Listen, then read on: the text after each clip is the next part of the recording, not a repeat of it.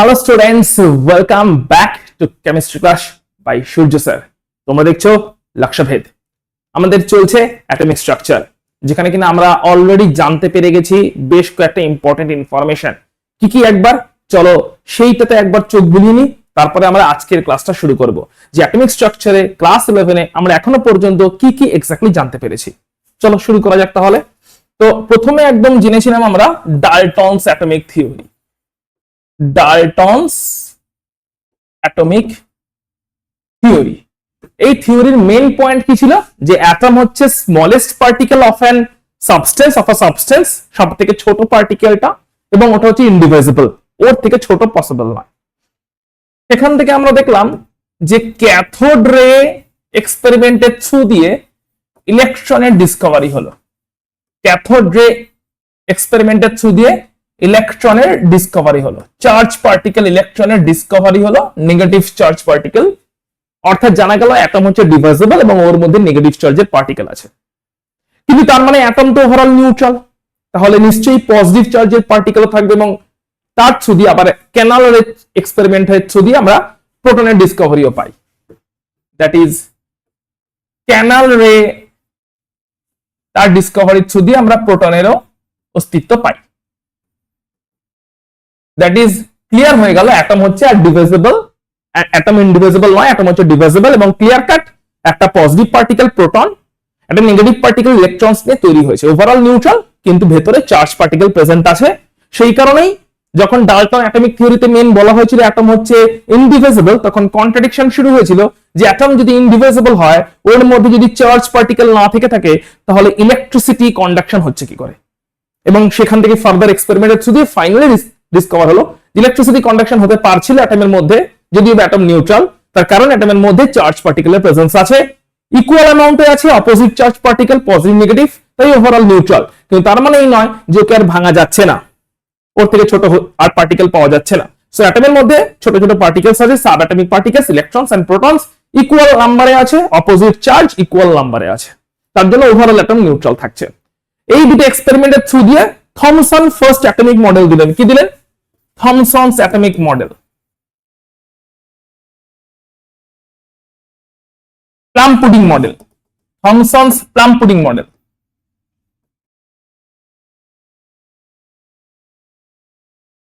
এই মডেল কি বললো mainly? Thomson's plum pudding model বললো অ্যাটম হচ্ছে একটা পজিটিভ চার্জের ইউনিফর্ম স্ফিয়ার। অ্যাটম হচ্ছে একটা পজিটিভ চার্জের uniform sphere.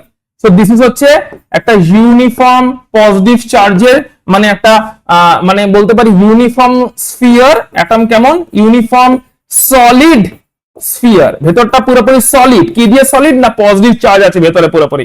Uniform solid sphere of positive charge, যেটা হচ্ছে থমসন বলছেন যে ভেতরে পুরোপুরি পজিটিভ চার্জ দিয়ে তৈরি একটা সলিড স্ফিয়ার আছে অ্যাটমের মধ্যে, যে অ্যাটমের ভেতরে পুরোপুরি সলিড স্ফিয়ার দিয়ে তৈরি পজিটিভ চার্জের একটা স্ফিয়ার আছে, সলিড পুরোপুরি। আর ইলেকট্রন গুলো যেখানে সেখানে এমবেডেড হয়ে আছে, পুঁতে পুঁতে আছে, যেখানে সেখানে ইলেকট্রনস গুলো অ্যাটমের মধ্যে র্যান্ডমলি পুঁতে পুঁতে আছে। So this are the embedded electrons,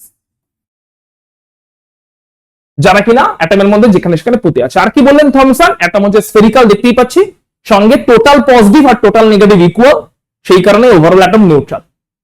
থমসনস এর পরে রাদারফোর্ডের গোল্ড ফয়েল এক্সপেরিমেন্ট আসে। নেক্সট কি জানতে পারি? নেক্সট জানতে পারি হচ্ছে রাদারফোর্ড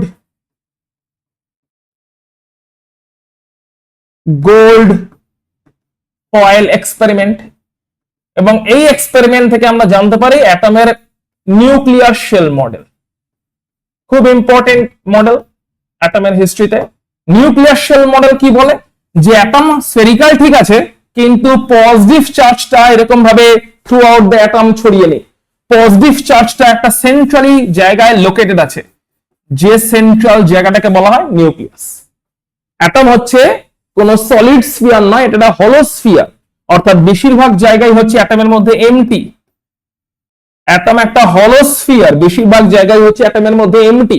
সেন্টারে খুবই ছোট্ট লোকেশনে একটা জায়গা আছে, সেইখানে বসে আছে পজিটিভ চার্জের প্রোটন পার্টিকেলস গুলো, যাকে বলা হলো নিউক্লিয়াস। এই নিউক্লিয়াসের কি কি ফিচার? এই চার্জ পজিটিভ, এর ভলিউম খুবই স্মল, আর এটা খুবই ম্যাসিভ, মানে অনেকটা ভারী, কারণ প্রোটন গুলো বসে আছে আর প্রোটনের মাস ভারী। ইলেকট্রন গুলো বিভিন্ন সার্কুলার অরবিটে রোটেট করছে। ইলেকট্রন গুলো অ্যাটমের চারপাশে বিভিন্ন সার্কুলার অরবিট, যাদেরকে শেল বলা হলো, সেখানে রোটেট করেছে। সো দুটো কনসেপ্ট পাওয়া গেল, একটা হচ্ছে নিউক্লিয়াস, যেখানে প্রোটন গুলো বসে আছে, যেখানে প্রোটন গুলো পজিটিভ চার্জ নিয়ে বসে আছে স্মল ভলিউমের মধ্যে, সেন্টারের মধ্যে এবং খুবই ভারী, এবং আরেকটা হচ্ছে শেল, যেখানে ইলেকট্রনস গুলো সার্কুলার পাথওয়েতে অরবিট করছে, চারপাশে ঘুরছে, রিভলভ করছে। নিউক্লিয়ার শেল মডেলের আবার বেশ কিছু ড্রব্যাক পাওয়া গেল, যেগুলো আমরা অলরেডি ক্লাসে দেখে নিয়েছি। মেন ড্রব্যাকটা কি ছিল, যে এই মডেলটা এক্সপ্লেন করতে পারেনি অ্যাটমের স্টেবিলিটি। এই মডেল অনুযায়ী ইলেকট্রন একটা চার্জ পার্টিকেল হয়ে যদি কন্টিনিউয়াসলি ডাইরেকশন চেঞ্জ করতে থাকে, তাহলে তার স্পিড হয়তো ইউনিফর্ম আছে, কিন্তু ডাইরেকশন চেঞ্জের কারণে ভেক্টর, যেটা কিনা একটা ভেলোসিটি, যেটা কিনা একটা ভেক্টর কোয়ান্টিটি, সেটা চেঞ্জ হচ্ছে। সো ইলেকট্রন একটা চার্জ পার্টিকেল ইউনিফর্ম স্পিডে তো ঘুরছে নিউক্লিয়াসের চারপাশে, কিন্তু ডাইরেকশন চেঞ্জ হচ্ছে, তাই ভেলোসিটিও চেঞ্জ হচ্ছে, কারণ ভেলোসিটি ভেক্টর। এবং ভেলোসিটি চেঞ্জ হয়, যেটাকে আমরা বলি অ্যাক্সিলারেশন। তার মানে ইলেকট্রন চার্জ পার্টিকেল যদি অ্যাক্সিলারেশনে থাকে, ওর কন্টিনিউয়াস এনার্জি লস হওয়ার কথা। ইলেকট্রনের এনার্জি লস হলে ইলেকট্রন আস্তে আস্তে ঘুরতে ঘুরতে ঘুরতে ঘুরতে নিউক্লিয়াসের উপরে এসে হুমড়ি খেয়ে পড়ার কথা, অ্যাটমের কোলাপস হয়ে যাওয়ার কথা। এগুলো কিছুই হচ্ছে না প্র্যাকটিক্যালি। সো থিওরিতে একটা প্রবলেম পাওয়া গেল। সেকেন্ড প্রবলেম কি, ইলেকট্রন যদি কন্টিনিউয়াসলি এনার্জি লস করে, তাহলে কোন ইনস্ট্রুমেন্ট যদি সেই লস্ট এনার্জিকে গেইন করে, মানে লস্ট এনার্জিকে অ্যাবজর্ব করে, ক্যাপচার করে, তাহলে ইনস্ট্রুমেন্টের কন্টিনিউয়াসলি সিগন্যাল দেখানোর কথা, যে সিগন্যালটাকে স্পেকট্রাম বলা হয়। কিন্তু ইনস্ট্রুমেন্ট কন্টিনিউয়াস স্পেকট্রাম দেখায় না, ছাড়া ছাড়া ছাড়া ছাড়া ডিসক্রিট সেপারেটেড লাইন স্পেকট্রাম দেখায়, যার ক্লিয়ার কাট মানে ইলেকট্রন এনার্জিতে লস করে, কিন্তু সব সময় করে না, মাঝে মধ্যে করে। থিওরি বলছে সব সময় ইলেকট্রনের এনার্জি লস করার কথা। সো এই দুটোতে কন্ট্রাডিকশন তৈরি হয়, যে অ্যাটমটা, এই মডেলটা নিউক্লিয়ার শেল মডেল, না তো অ্যাটমের স্টেবিলিটিটাকে জাস্টিফাই করতে পারে, আর না হি এটা কি করতে পারে, যে আমরা ইলেকট্রনের এনার্জি লস মাঝে মধ্যে হয়, তাই মাঝে মধ্যে ডিসক্রিট সেপারেটেড লাইন স্পেকট্রাম পাই ইনস্ট্রুমেন্টের থেকে, সেইটা জাস্টিফাই করতে পারে না। থিওরি বলে যে কন্টিনিউয়াস স্পেকট্রাম পাওয়া উচিত ছিল।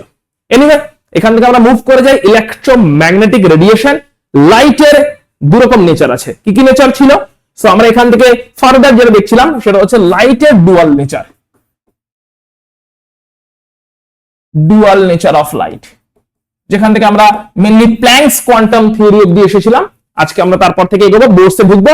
ডুয়াল নেচার অফ লাইট কি বলছে? লাইটের একটা নেচার ছিল হচ্ছে ওয়েভ নেচার। যেটা কেমন ওয়েভ? লাইট একটা, লাইট হচ্ছে একটা ইলেকট্রোম্যাগনেটিক ওয়েভ। লাইট কি কেবলমাত্র না, এখানে আরো অনেক ফ্যামিলি আছে। হ্যাঁ, অনেক ফ্যামিলি আছে। কসমিক রে, গামা রে, X ray, UV, visible light খুবই সামান্য একজন member, infrared, radio wave, microwave, radio wave, অনেকজন মেম্বার মিলে এই ইলেকট্রোম্যাগনেটিক ওয়েভ ফ্যামিলি তৈরি হয়েছে। এবং এই ওয়েভ ফ্যামিলি তিনটে ক্রাইটেরিয়া মেনে চলে। ভ্যাকুয়ামের মধ্যে দিয়ে যেতে পারে, নাম্বার 1 ক্রাইটেরিয়া, ভ্যাকুয়ামের মধ্যে দিয়ে যেতে পারে। Number 2 criteria, 3 × 10⁸ metre per second, এই স্পিডে মুভ করতে পারে। নাম্বার 3 ক্রাইটেরিয়া, লাইটটা বা রেডিয়েশনটা বা ওয়েভটা যে ডাইরেকশনে যাচ্ছে, তার পারপেন্ডিকুলারলি তার ইলেকট্রিক ফিল্ড ভাইব্রেট করে, এবং তার পারপেন্ডিকুলারলি তার ম্যাগনেটিক ফিল্ড ভাইব্রেট করতে থাকে। এইভাবে এই ইলেকট্রোম্যাগনেটিক ওয়েভদের প্রপাগেশন হতে থাকে। এবং লাইটও হচ্ছে এই এত ইলেকট্রোম্যাগনেটিক ওয়েভ, কসমিক রে, গামা রে, ইউভি, এদের মধ্যে লাইটও হচ্ছে একটা মেম্বার, ইলেকট্রোম্যাগনেটিক ওয়েভের মেম্বার। কি ফর্মুলা ফলো করে এরা? মেনলি দুটো ফর্মুলা ফলো করে। নাম্বার 1 ফর্মুলা হচ্ছে velocity is equal to frequency into wavelength. Number 2 formula হচ্ছে wave number is equal to 1 by wavelength. দুটো ফর্মুলা এরা ফলো করে। as a wave, velocity of the wave is equal to frequency into wavelength, and nu bar, that is wave number, equal to 1 by lambda, 1 by wavelength.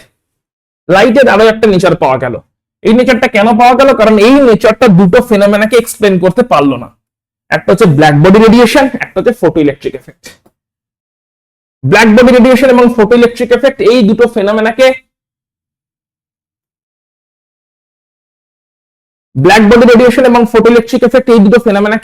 লাইটের wave theory through explain করা যায় না।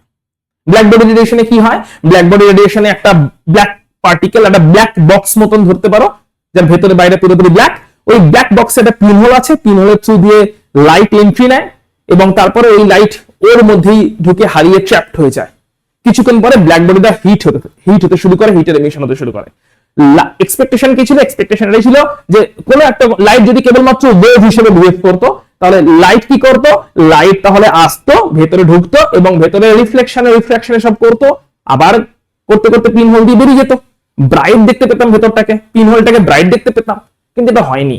Light ঢুকেছে, ওই লাইটের trace পাওয়া যায়নি, ওই লাইট ট্র্যাপড হয়ে গেছে, ব্ল্যাক বডির মধ্যে অ্যাবজর্ব হয়ে গেছে। লাইট বিইং আ ওয়েভ, কেমন করে ব্ল্যাক বডির পার্টিকেল দ্বারা ট্র্যাপড হয়ে গেল বা অ্যাবজর্বড হয়ে গেল?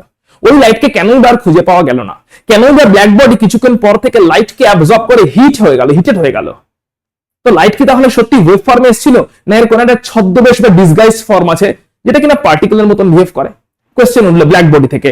ফটো ইলেকট্রিক এফেক্টেও সিমিলার জিনিস দেখতে পাওয়া গেল, যে কোন একটা মেটাল প্লেটে যদি লাইট এসে পড়ে তাহলে সেই লাইটের রিফ্লেকশন হওয়ার পরিবর্তে মেটাল প্লেট থেকে ইলেকট্রন ছিটকে ছিটকে বেরোতে শুরু করলো। ওই ছিটকে যাওয়া ইলেকট্রনকে সার্কিটে ঘুরিয়ে কারেন্ট তৈরি করা পসিবল হলো, ইলেকট্রিসিটি ফ্লো করে গেল। তার মানে আবার কোশ্চেন হচ্ছে যে লাইট মেটাল প্লেটে পড়লো, লাইট তার ওয়েভ থিওরি শো করলে রিফ্লেক্ট হয়ে বেরিয়ে যাওয়া উচিত ছিল, কিন্তু লাইট তো রিফ্লেকশন শো করেনি। লাইট যদি রিফ্লেকশন শো না করে থাকে তাহলে লাইট মেটাল প্লেটে পড়ে লাইটের ধাক্কা ইলেকট্রন বেরোলো কেমন করে? তাহলে লাইট কি আবার তার ডিসগাইজড ফর্ম নিয়ে আসছে, যে কারণে লাইট একটা এনার্জি পার্টিকেল হিসেবে আসছে, যে কারণে ওই এনার্জি পার্টিকেলের এনার্জি অ্যাবজর্ব করে ইলেকট্রন নিজের এনার্জি বাড়িয়ে নিচ্ছে এবং ছিটকে বেরিয়ে যাচ্ছে। সেই বেরিয়ে যাওয়া ইলেকট্রন সার্কিটে ঘুরে কারেন্ট তৈরি করতে পারছে। তার মানে এই দুটো অবজারভেশন থেকে ক্লিয়ার কাট কনক্লুশনে পৌঁছানো গেল যে লাইটের আরো একটা ফর্ম আছে, যেটা হচ্ছে তার পার্টিকেল ফর্ম। কেমন পার্টিকেল? এনার্জি পার্টিকেল, মাস পার্টিকেল নয়। লাইটের আরো একটা ফর্ম আছে, কি ফর্ম? Energy particle. ওই এনার্জি পার্টিকেলকে বলা হলো ফোটন। ফোটন, সেটাকে বলা হলো ফোটন, রাইট? এই ফোটন তার এনার্জি কত? h নিউ হচ্ছে এর energy, E equal to h nu। h হচ্ছে প্ল্যাঙ্কস কনস্ট্যান্ট, যার ভ্যালু কত? যার ভ্যালু হচ্ছে 6.626 into 10 to the power minus 34 joule second. New কি? নিউ হচ্ছে ফ্রিকোয়েন্সি। তাহলে এটা হয়ে গেল আমাদের সিচুয়েশন। এবারে এই অবস্থাতে আমরা দেখলাম লাইটের তাহলে দুই রকম নেচার আছে। লাইট তাহলে কখনো ফোটন হিসেবে বিহেভ করতে পারে, লাইট কখনো আবার ওয়েভ হিসেবে বিহেভ করতে পারে। দুটোকে কম্বাইন করলে লাইটের যে ডুয়াল নেচারটা দাঁড়ায়, দুটোকে কম্বাইন করলে বলা হলো লাইটের ডুয়াল নেচার আছে, যে ডুয়াল নেচারটাকে রিপ্রেজেন্ট করা হচ্ছে E equal to h nu equal to hc by lambda equal to hc nu bar। অর্থাৎ পার্টিকেল নেচার কেমন particle? Energy particle, photon particle, এবং ওয়েভ নেচার কম্বাইন করলে this is the final equation পাচ্ছি আমরা, right? তাহলে এটা হয়ে গেল লাইটের ডুয়াল নেচার। এই লাইটের ডুয়াল নেচার উপর বেস করে আমরা এখন এক্সপ্লেন করার চেষ্টা করব নেক্সট আমাদের অ্যাটমিক মডেল বোরস থিওরি। বোরস এর প্রথম পয়েন্ট কি আসছে দেখি আমরা বোরসটাকে কি বলছি। আচ্ছা, তো তার একবার এখানে প্ল্যাঙ্ক তাহলে ফাইনালি কি বললো, প্ল্যাঙ্কের বক্তব্যটা কি ছিল প্ল্যাঙ্কের কোয়ান্টাম থিওরি? নাম্বার 1 হচ্ছে লাইট হচ্ছে এক ধরনের এনার্জি প্যাকেট, যে এনার্জি প্যাকেটটাকে বলা হয় ফোটন। প্ল্যাঙ্ক বলছে লাইট হচ্ছে এক ধরনের এনার্জি প্যাকেট যাকে বলা হয় ফোটন। ওই ফোটনের এনার্জি কত? E equal to h nu। ওই ফোটন কেমন ভাবে আসে? ইন্টিজার কোয়ান্টা ফর্মে আসে। ফোটন অলওয়েজ ট্রাভেল করে ইন্টিজার কোয়ান্টা। ইন্টিজার কোয়ান্টা মানে কি? সো h nu হচ্ছে 1 কোয়ান্টা, 2h nu হচ্ছে 2 কোয়ান্টা, 3h nu হচ্ছে 3 কোয়ান্টা। এইভাবেই ফোটনের এনার্জি সবসময় থাকে, কখনোই ফ্র্যাকশনে থাকে না, ফ্র্যাকশন কোয়ান্টা ফর্মে থাকে না, ইন্টিজার কোয়ান্টা ফর্মেই ফোটন সবসময় ট্রাভেল করে। অর্থাৎ ফোটনের এনার্জি অলওয়েজ একটা বেসিক কোয়ান্টা h nu তার ইন্টিজার হবে, either h nu or 2h nu or 3h nu and so on। তাহলে ইন্টিজার ফর্মেই ফোটন ট্রাভেল করে। ইন্টিজার কোয়ান্টা, একটা কোয়ান্টা হচ্ছে মিনিমাম একটা এনার্জি h nu, ওই h nu এর ইন্টিজার মাল্টিপল ফর্মে ফোটনের ফোটনের এনার্জিটা শো করে, এক্সপ্রেস করে। এন্ড 4 নাম্বার, ফোটন যখন ইলেকট্রনের সাথে ইন্টারঅ্যাক্ট করে, ফোটন ইলেকট্রন ইন্টারঅ্যাকশনটা 1:1 ওয়েতে হয়।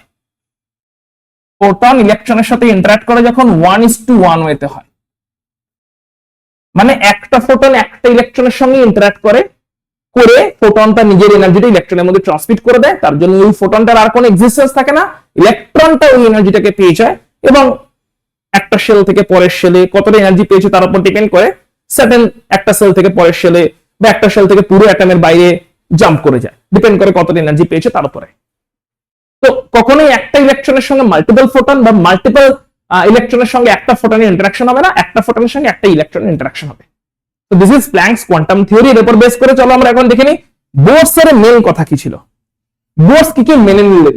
বলুন হ্যাঁ অ্যাটম স্ফেরিক্যাল, থমসনই বলে গেছেন অ্যাটম স্ফেরিক্যাল, বোরস বলেন অ্যাটম স্ফেরিক্যাল। থমসন বলে গেছেন অ্যাটমের মধ্যে total positive total negative equal অ্যামাউন্টে আছে, টোটাল প্রোটন টোটাল ইলেকট্রনস এর চার্জ ইকুয়াল এবং অপোজিট, তাই অ্যাটম নিউট্রাল। হ্যাঁ অ্যাটম এই কারণে নিউট্রাল, শিওর। রাদারফোর্ড বলেছেন সেন্টারে নিউক্লিয়াস আছে, চারপাশে অরবিটে ইলেকট্রনস ঘুরছেন, বোর বলেন হ্যাঁ একই কথা। কিন্তু ডিসএগ্রি কোথায় হলো, প্রথম কোথায় মডিফিকেশন হলো? রাদারফোর্ড স্পেসিফাই করেননি যে একটা সেন্ট্রাল নিউক্লিয়াসের চারপাশে তো ইনফাইনাইট সেলস থাকতে পারে, সার্কুলার অরবিট থাকতে পারে। কোথায় আছে ইলেকট্রনটা এতগুলো ইনফাইনাইট পসিবিলিটির মধ্যে? সো রাদারফোর্ড এটা স্পেসিফাই করেননি একটা সেন্টারের চারপাশে ইনফাইনাইট অরবিট বা সার্কুলার পাথে পসিবল ইলেকট্রনটা কোনটাতে আছে। বোর প্রথম কথা বলছেন ইলেকট্রনটা নিউক্লিয়াস থেকে একটা স্পেসিফিক ডিসটেন্সের ফিক্সড রেডিয়াসে আছে, যেখানে সেখানে নেই। অনেকগুলো হাইপোথেটিক্যাল রেডিয়াস পসিবল হতে পারে, ফিক্সড রেডিয়াস এখানে ইলেকট্রন আছে। তাহলে বোর প্রথম কথা কি বলছেন যে নিউক্লিয়াস থেকে একটা ফিক্সড রেডিয়াসের ডিসটেন্সে, নিউক্লিয়াস থেকে একটা ফিক্সড রেডিয়াসের distance, fixed radius fixed radius fixed radius, nucleus থেকে ফিক্সড রেডিয়াসের ডিসটেন্সে ইলেকট্রনকে পাওয়া যাবে। যদিও অনেক হাইপোথেটিক্যাল রেডিয়াস এবং অনেক আরো অন্য অনেক শেল পসিবল, হাইপোথেটিক্যাল শেল আরো অনেক শেল পসিবল, কিন্তু ইলেকট্রন সব জায়গায় নেই। ইলেকট্রন কোথায় আছে? নিউক্লিয়াস থেকে ফিক্সড ডিসটেন্সের ফিক্সড রেডিয়াসের অরবিটে ইলেকট্রন আছে। ওই ফিক্সড রেডিয়াসে থাকার সময় ইলেকট্রনের এনার্জিও ফিক্সড, অরবিটটারও এনার্জি ফিক্সড। ওই ফিক্সড রেডিয়াসে থাকার সময় ওই ফিক্সড রেডিয়াসে রিভলভ করছে ইলেকট্রন, তাহলে আছে কোথায়? ফিক্সড রেডিয়াসের অরবিটে, ফিক্সড রেডিয়াস অরবিট বা ফিক্সড রেডিয়াস শেল। ইলেকট্রনগুলো নিউক্লিয়াস থেকে ফিক্সড ডিসটেন্সে, স্পেসিফিক ডিসটেন্সে ফিক্সড রেডিয়াসের একটা শেলে, একটা করে শেলে ইলেকট্রনগুলো আছে। যদিও হাইপোথেটিক্যালি অনেক পসিবিলিটি আছে, ইলেকট্রনগুলো নিউক্লিয়াস থেকে ফিক্সড ডিসটেন্সে বা ডেফিনিট ডিসটেন্সে একটা ফিক্সড শেলেই ঘুরছে, যেখানে সেখানে ঘুরছে না। ইলেকট্রনদেরও সেলফ রেসপেক্ট আছে। ওই শেলে বা অরবিটে ঘোরার সময় ইলেকট্রনের এনার্জিটা ফিক্সড, অরবিটের এনার্জিটা ফিক্সড। এরকম ইলেকট্রনকে বলে স্টেশনারি ইলেকট্রন। স্টেশনারি ইলেকট্রন মানে কি দাঁড়িয়ে আছে? না না, ঘুরছে, এনার্জিটা ফিক্সড। এরকম অরবিটকে বলে স্টেশনারি শেল বা স্টেশনারি অরবিট। তাহলে যখনই ইলেকট্রনটা নিউক্লিয়াস থেকে একটা ফিক্সড ডিসটেন্সের রেডিয়াসে সার্কুলেট করছে নিউক্লিয়াসের চারপাশে বা রিভলভ করছে, তখন ওই ফিক্সড রেডিয়াসের অরবিটটারও এনার্জি ফিক্সড, ওই রেডিয়াসে রিভলভ করা ইলেকট্রনটারও এনার্জি ফিক্সড। রিভলভ করছে কিন্তু এনার্জি ফিক্সড, এনার্জি কম বেশি হচ্ছে না। ওই রেডিয়াসটা কত? m into v into r is equal to nh by 2 pi হতে গেলে এই যে রেডিয়াসের ভ্যালু, এটাই হচ্ছে ওই রেডিয়াস। অর্থাৎ r এর যে ভ্যালু পুট করলে এই অ্যাঙ্গুলার মোমেন্টাম আর এর যে ভ্যালু পুট করলে এই অ্যাঙ্গুলার মোমেন্টাম এটা h বাই 2 পাই এর মাল্টিপল হয়ে যাবে, ইন্টিগ্রাল মাল্টিপল হয়ে যাবে, সেটাই হচ্ছে সেই ফিক্সড রেডিয়াস। অর্থাৎ m হচ্ছে ইলেকট্রনের মাস, v হচ্ছে ভেলোসিটি, ইউনিফর্ম স্পিড বা ইউনিফর্ম ভেলোসিটি আছে। তাহলে m হচ্ছে ইলেকট্রনের মাস, v হচ্ছে ভেলোসিটি। তাহলে r এর ভ্যালুটা কত? r এর সেটাই অ্যাকসেপ্টেড ভ্যালু, সেই রেডিয়াসে ইলেকট্রন আছে। যে রেডিয়াসে ইলেকট্রন, যে রেডিয়াসের ভ্যালুটা এখানে r এর ভ্যালু হলে এই ইকুয়েশনটা পুট স্যাটিসফাই হবে। h বাই 2 পাই এর মাল্টিপল হয়ে যাবে, 1h by 2 pi, 2h by 2 pi, 3h by 2 pi, 4h by 2 পাই।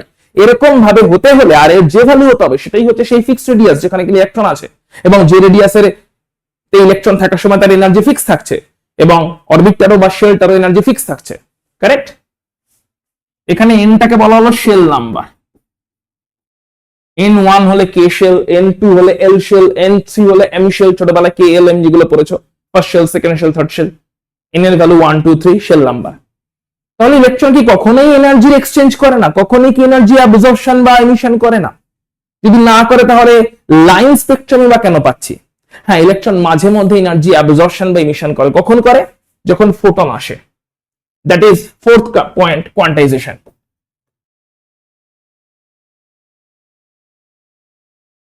অর্থাৎ ধরলাম এটা একটা ফিক্সড রেডিয়াসের দুটো অরবিট ধরলাম যেখানে ইলেকট্রন থাকতে পারে।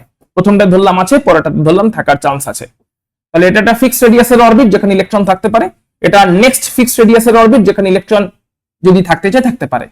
এখন আপাতত প্রথম শেলটাতেই আছে, n ইকুয়াল টু 1 শেলেই আছে, কিন্তু ইলেকট্রন থাকতে চাইলে n ইকুয়াল টু 2 শেলও থাকতে পারে। এর মাঝখানে অনেক হাইপোথেটিক্যাল অরবিট আছে, এখানে অনেক অরবিট আছে, এসব জায়গায় ইলেকট্রন নেই, থাকতেও পারে না। তাহলে ইলেকট্রন নিউক্লিয়াস থেকে একটা ডিফারেন্ট ডিস্টেন্সের অরবিটে বসে আছে, ফিক্সড রেডিয়াসের অরবিটে বসে আছে, মানে সার্কুলেট করছে, রিভলভ করছে, এবং সেটা করার সময় ওর এনার্জি ফিক্স আছে, রেডিয়াসটাও ফিক্স আছে, অরবিটারও রেডিয়াস ফিক্স আছে, এনার্জি ফিক্স আছে। তো আবার যদি ওখান থেকে জাম্প করতে হয় তাহলে নেক্সট অরবিট একটা সার্টেন ডিস্টেন্সেই আছে, মাঝখানে যেখানে সেখানে অরবিট নেই, মানে থাকলেও সেখানে ইলেকট্রন যাবে না। তাহলে ইলেকট্রন থাকবে হচ্ছে তোমার একটা ফিক্সড অরবিটে, নেক্সট একটা ফিক্সড অরবিটে, নেক্সট একটা ফিক্সড অরবিটে। তাহলে ইলেকট্রন যদি জাম্প করো, ফোটন থেকে এনার্জি অ্যাবজর্ব করে ইলেকট্রন যদি জাম্প করো, তাহলে ফিক্সড অরবিটের ফিক্সড রেডিয়াসের অরবিট গুলোতেই জাম্প করবে। ফোটন থেকে এনার্জি অ্যাবজর্ব করে ইলেকট্রন যদি একটা অরবিট থেকে একটা অরবিটে জাম্প করতে যায়, সেই অরবিট গুলো ফিক্সড রেডিয়াসের ফিক্সড এনার্জির অরবিটই হবে। সো ধরলাম ফার্স্ট শেল, তার এনার্জি ধরলাম E1, সেকেন্ড শেলের ধরলাম এনার্জি E2। ফার্স্ট শেলে এনার্জি ধরেছি E1, সেকেন্ড শেলে এনার্জি ধরেছি E2, কারেক্ট? তাহলে দুজনের মধ্যে এনার্জি ডিফারেন্স কত?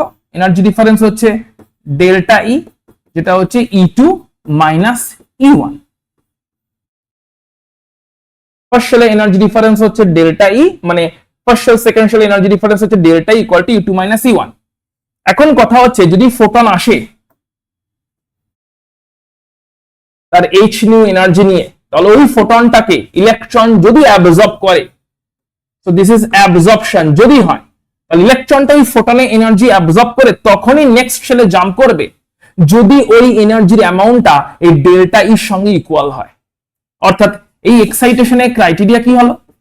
ইলেকট্রন যে n ইকুয়াল টু 1 শেল থেকে n equal to 2 shell excited হয়ে গেল, জাম্প করে গেল, ক্রাইটেরিয়া কি হলো? ক্রাইটেরিয়াটা হয়ে গেল energy difference between the two shells E2 minus E1 is equal to photons energy h নিয়ে।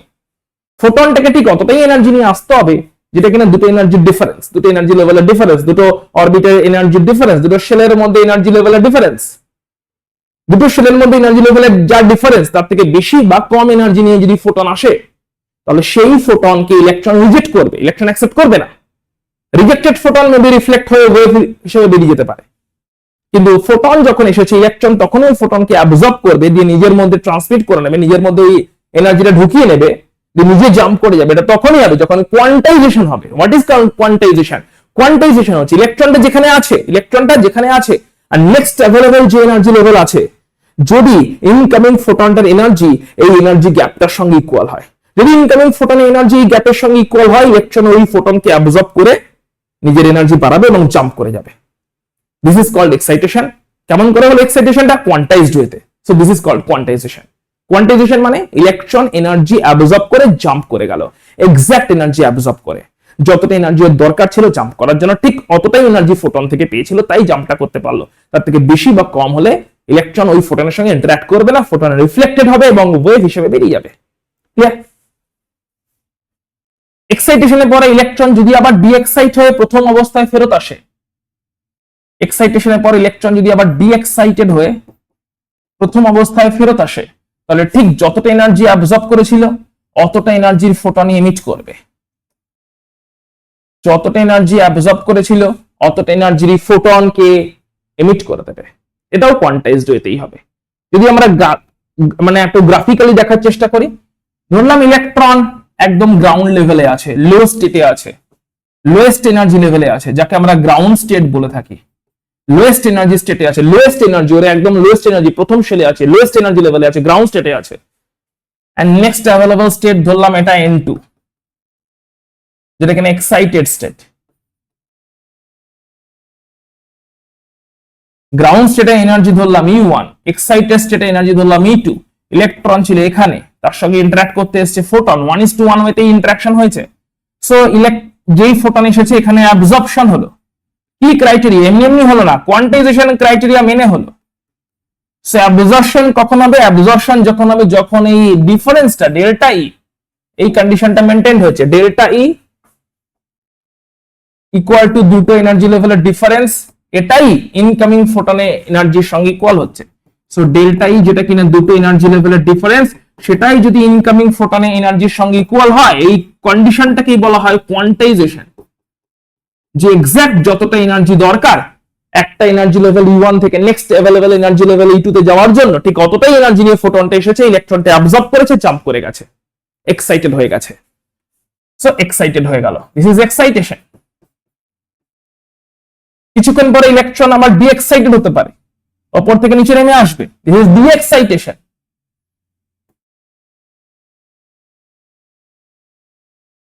This is D excitation. এবং ডি এক্সাইটেশন হলে ঠিক যতটা এনার্জি অ্যাবজর্ব করে গেছিল অতটা এনার্জিকে এমিট করে দেবে, রেডিয়েশন করে দেবে, এমিশন হয়ে যাবে ওই অতটা এনার্জির ফোটনেরই, এমিশন হয়ে যাবে ওই অতটা এনার্জিরই ফোটনেরই, কারেক্ট? তাহলে ডেল্টাই হচ্ছে E2 মাইনাস E1, তার সঙ্গে ফোটনটার এনার্জি ইকুয়াল হতে হবে, তবেই ইলেকট্রন ইন্টারঅ্যাক্ট করবে ফোটনের সঙ্গে। তাহলে ফোটনের সঙ্গে ইন্টারঅ্যাক্ট করার শর্ত কি? যে ইনকামিং ফোটনটার এনার্জি ইলেকট্রনটার এনার্জি লেভেলগুলোর সঙ্গে, এনার্জি লেভেলের ডিফারেন্সের সঙ্গে ইকুয়াল হতে হবে। ইলেকট্রন অ্যাবজর্ব করবে, উপরে যাবে, আবার নিচে আসবে, এমিট করবে। এই এমিশনটা তাহলে কি সবসময় হচ্ছে? ইলেকট্রন কি তাহলে সবসময় এনার্জি এমিট করছে? না, ইলেকট্রন সবসময় এনার্জি এমিট করছে না, যেরকমটা রাদারফোর্ড বলছিলেন বা রাদারফোর্ডের থিওরির কনক্লুশন ছিল যে ইলেকট্রন সবসময় এনার্জি এমিট করে না, কেবলমাত্র ফোটন যদি আসে তাহলে সেই ফোটনকে কোয়ান্টাইজড ওয়েতে যদি ইলেকট্রন অ্যাবজর্ব করতে পারে, যে এনার্জি লেভেলে আছে সেখান থেকে যদি নেক্সট অ্যাভেলেবল কোন এনার্জি লেভেলে চলে যেতে পারে ফোটনের থেকে এক্সাক্ট অ্যামাউন্টের এনার্জি পেয়ে, তখন অ্যাবজর্পশন হয়, অ্যাবজর্পশনের পরেও ইলেকট্রনটা আবার ফেরত এলে তখনই খালি এমিশন হয়। যে এমিশনটা ইনস্ট্রুমেন্ট হয়তো ক্যাপচার করে, যে এমিটেড ফোটনটাকে ইনস্ট্রুমেন্ট ক্যাপচার করে এবং আমাদের একটা লাইনের মাধ্যমে বোঝানোর চেষ্টা করে ইনস্ট্রুমেন্টটা যে কোন ফ্রিকোয়েন্সি বা কোন ওয়েভলেংথের ফোটন বেরিয়েছে। ওই ওয়েভলেংথ বা ওই এনার্জিটা জানতে পারলে আমরা এনার্জি ডিফারেন্সটাও বুঝতে পারবো, যে কোন কোন এনার্জি লেভেল ভেতরে বসে আছে।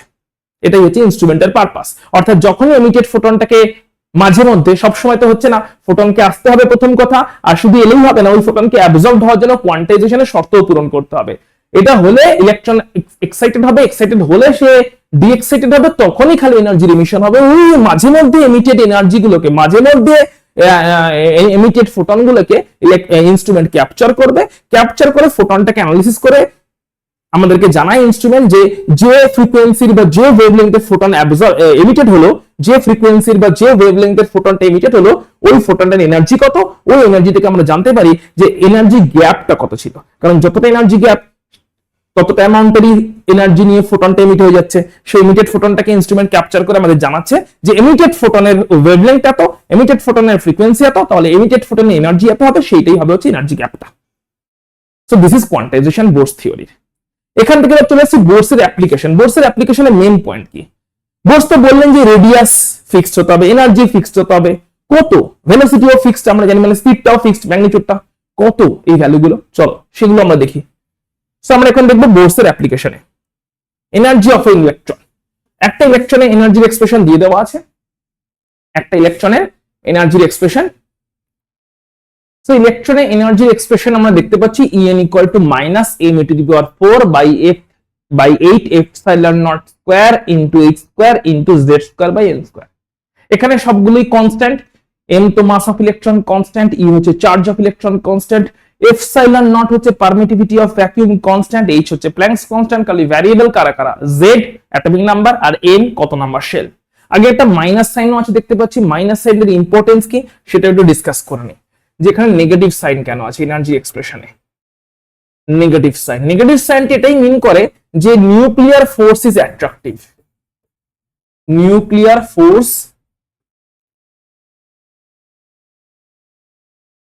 ইজ অ্যাট্রাকটিভ, এটাই হচ্ছে নেগেটিভ সাইনটার অ্যাকচুয়াল মানে। নিউক্লিয়ার ফোর্স কেমন? নিউক্লিয়ার ফোর্স হচ্ছে অ্যাট্রাকটিভ ফোর্স, এটাই হচ্ছে আমরা নেগেটিভ সাইনটার থ্রু দিয়ে মিন করে থাকি। ওকে, যে যদি একটা ইলেকট্রনকে ইনফাইনাইট থেকে অরবিটের মধ্যে আনতে হয় তাহলে নিউক্লিয়াসকে ওয়ার্ক ডান করতে হবে, বা একটা ইলেকট্রনকে যদি অরবিট থেকে আবার ইনফাইনাইটে পাঠিয়ে দিতে হয় তাহলে একটা এক্সটার্নাল এজেন্সিকে এই নিউক্লিয়ার ফোর্সের এগেইনস্টে গিয়ে ওয়ার্ক ডান করতে হবে। এটাই হচ্ছে এর মানে, যে নিউক্লিয়াসকে ওয়ার্ক ডান করতে হবে ইলেকট্রনটার উপরে যদি ওকে ইনফাইনাইট থেকে অরবিটে টেনে আনতে হয়, অথবা কোন একটা এক্সটার্নাল এজেন্সিকে ইলেকট্রনের উপরে ওয়ার্ক ডান করতে হবে যদি ইলেকট্রনটাকে নিউক্লিয়াসের ক্যাপচার থেকে বের করে ইনফাইনাইটে পাঠিয়ে দিতে হয়। That is attractive force, nuclear ফোর্সটা। এটাই হচ্ছে মাইনাস সাইনের মাধ্যমে আমরা মিন করছি।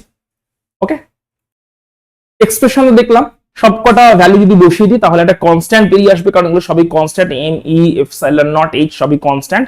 সো ভ্যালুটা আসে -13.6 into z square by n square, minus 13.6 into Z square by N square electron volt ইউনিটে। ওকে, এর উপর আমরা দুইটা কেস স্টাডি দেখে নিই, ঠিক আছে? দুইটা কেস স্টাডি দেখে নিই কেমন করে এই পুরো সিচুয়েশনটা হতে পারে। একটা দুটো চলো কেস স্টাডি দেখে নেওয়া যাক। আচ্ছা, একই রকম ভাবে ইলেকট্রনের রেডিয়াস, এটা তো রেডিয়াসের এক্সপ্রেশনটা এখানে লিখে দেওয়া হয়েছে। সো যাই হোক, এটা হচ্ছে রেডিয়াসের এক্সপ্রেশন, এটা এনার্জি নয়। এখানে রেডিয়াসের এক্সপ্রেশনটা লেখা আছে। এখানে রেডিয়াস হচ্ছে nth অরবিটে যখন রোটেট করছে ইলেকট্রনটা, তখন ওই nth অরবিটের রেডিয়াস কত? n square into h square epsilon not by pi m z square. এখানে দেখতে পাচ্ছ দুটোই ভ্যারিয়েবল, একটা হচ্ছে তোমার n স্কয়ার, একটা হচ্ছে z। একটা হচ্ছে n স্কয়ার, একটা z, বাকিগুলো সবই কনস্ট্যান্ট, তাই না?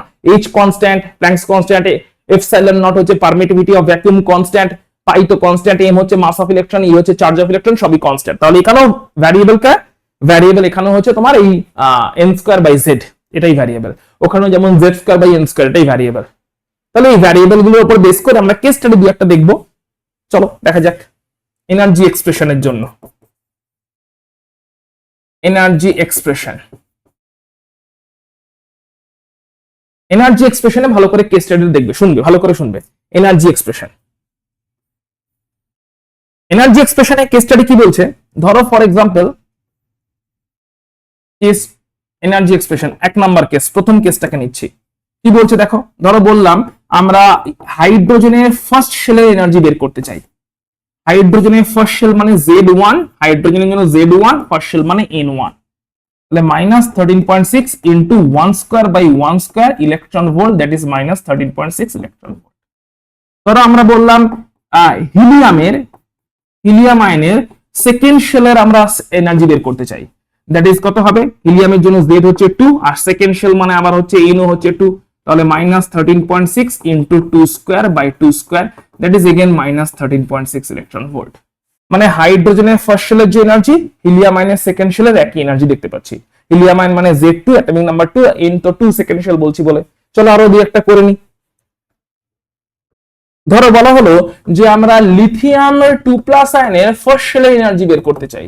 তাহলে মাইনাস 13.6 ইন্টু লিথিয়াম 2+ আয়ন মানে Z হচ্ছে কত? Z হচ্ছে 3 আর ফার্স্ট শেল মানে N হচ্ছে 1, তাহলে Z square by N square, that is 9 times হয়ে যাচ্ছে। 9 into minus 13.6 electron volt, 9 into minus 13.6 electron volt.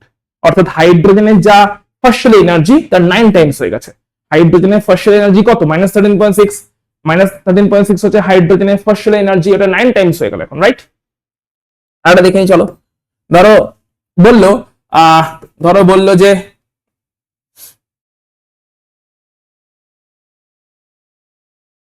আচ্ছা এরকম একটা দেখে নি। ধরো বললো ফার্স্ট এক্সাইটেশন এনার্জি বের করতে চাই। ফার্স্ট এক্সাইটেশন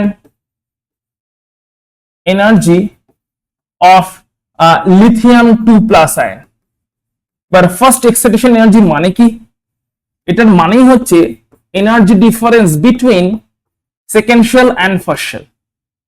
সেকেন্ড শেল আর ফার্স্ট শেল এনার্জি ডিফারেন্স কে বলে ফার্স্ট এক্সাইটেশন এনার্জি।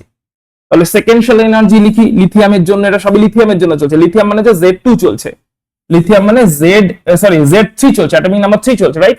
তাহলে অ্যাটমিক নাম্বার 3 E2 লিখছি। E2 কত হবে? Second shell minus 13.6 into Z square হচ্ছে 3 স্কয়ার বাই সেকেন্ড শেল মানে 2 স্কয়ার, এটা হয়ে গেল minus E1 minus 13.6 into 3 square by 1 square. এই যে ডিফারেন্সটা, এটাই হবে হচ্ছে তোমার first excitation energy. First excitation energy মানে কি? সেকেন্ড শেলের এনার্জি, যেটা কিনা এই পোরশনটা হচ্ছে সেকেন্ড শেলের এনার্জি, আর এই পোরশনটা ভালো করে দেখো ফার্স্ট শেলের এনার্জি, আর এটা তো minus sign. Clear? Second shell energy lithium আয়নের জন্য second shell energy Z square by N square, minus lithium আয়নের জন্য first shell energy Z square by N square. Minus করলে যা পাবে ক্যালকুলেট করে দেখো। First excitation energy. ধরো বললো ionization energy, ionization energy of ওই একটি ধরলাম লিথিয়াম 2+ আয়ন। লিথিয়াম 2+ আয়ন মানে Z হচ্ছে আমাদের, লিথিয়াম 2+ আয়ন মানে Z হচ্ছে আমাদের 3। আয়নাইজেশন এনার্জি কত হবে? আয়নাইজেশন এনার্জি এর মানে কি? আয়নাইজেশন এনার্জি মানে হচ্ছে সেই এনার্জি ডিফারেন্স যেটা কিনা ইনফিনিটি লেভেলে energy minus first shell energy. Infinite shell energy minus first shell, এটা হচ্ছে আয়নাইজেশন। মানে এটাকে কি বলতে পারি, এটাকে বলতে পারি সেকেন্সিয়াল আর ফার্স্ট শেল। সেকেন্সিয়াল আর ফার্স্ট শেলের এই এনার্জি ডিফারেন্সকে আমরা বলতে পারি ফার্স্ট এক্সাইটেশন এনার্জি। সেকেন্সিয়াল আর ফার্স্ট শেল এই এনার্জি ডিফারেন্সকে, সেকেন্সিয়াল আর ফার্স্ট শেল এনার্জি ডিফারেন্সকে আমরা বলতে পারি ফার্স্ট এক্সাইটেশন এনার্জি। কিন্তু আয়নাইজেশন এনার্জি কোনটা? আয়নাইজেশন এনার্জি হচ্ছে একদম ইনফাইনাইট সেল, মানে একদম অ্যাটমের বাইরে বেরিয়ে চলে গেছে ইনফিনিটিতে। আর ফার্স্ট শেল এই যে এনার্জি ডিফারেন্স, এটাই হচ্ছে আয়োনাইজেশন এনার্জি। ওকে, যে একদম ফার্স্ট শেল থেকে ইনফাইনাইটে পাঠিয়ে দেওয়া হয়েছে। ফার্স্ট শেল থেকে কোথায় পাঠানো হয়েছে? ফার্স্ট শেল থেকে একদম ইনফিনিটিতে পাঠিয়ে দেওয়া হয়ে গেছে। এই যে এনার্জি ডিফারেন্সটা, এটাই হচ্ছে আয়োনাইজেশন এনার্জি। ওকে, বেশ, তাহলে কত হবে? E infinity minus 13.6 into Z square হচ্ছে 3 স্কোয়ার বাই ইনফিনিটি স্কোয়ার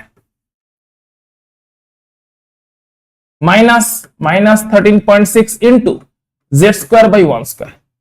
এবার এটা ইউজুয়ালি জিরো চলে আসে, এই পোর্শনটা জিরো চলে আসে, মাইনাস মাইনাসে প্লাস হয়ে গেল, কত হয়ে যাবে? মাইনাসে প্লাসে প্লাস হয়ে গেল, 13.6 ইন্টু 9 হয়ে গেল। তার মানে আয়নাইজেশন এনার্জি দাঁড়ালো 13.6 ইন্টু 9 ইলেকট্রন ভোল্ট।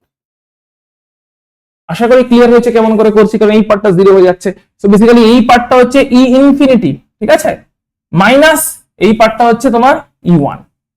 তাহলে ই ইনফিনিটি থেকে ই ইনফিনিটি মাইনাস E1 করলে আমরা পেয়ে গেলাম, ক্যালকুলেট করে যা পেলাম সেটা হচ্ছে আয়নাইজেশন এনার্জি ফার্স্ট শেল থেকে একদম ইনফাইনাইট সেলের। একই রকম আমরা রেডিয়াস বের করতে পারি। কি বের করতে পারি? রেডিয়াস। চলো রেডিয়াসেরও দেখে নি। রেডিয়াসের এক্সপ্রেশন অলরেডি আমাদের জানা আছে, যে রেডিয়াসের এক্সপ্রেশন একটু আগে আমরা দেখলাম।